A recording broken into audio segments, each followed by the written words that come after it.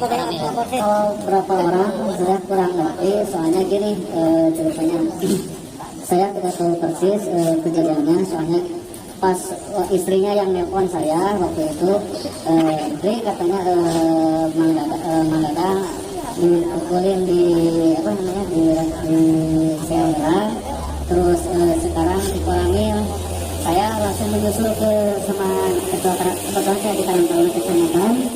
Saya langsung menyusul sama ketua Karang Taruna Kecamatan untuk marahin Mang Dadang.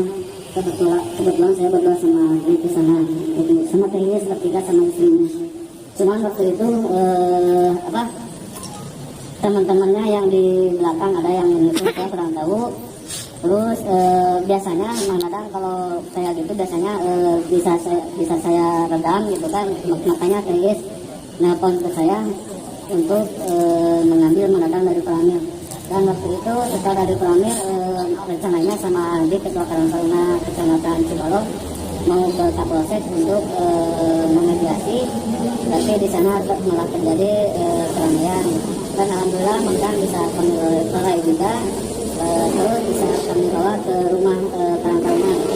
Pada saat itu Mang Dadang lagi kami istirahatkan di bawah, dan saya lagi duduk di kursi sama ketua Karang Taruna.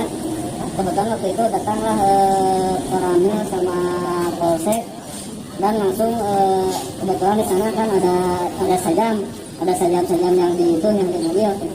Kebetulan di pinggir saya juga ada sajam, padahal bukan itu ternyata langsung tanpa sebelum saya bilang penjelasan langsung saya dibogolin gitu, langsung saya dibawa juga. Kebetulan saya dari Karang Taruna juga tidak sebut ya.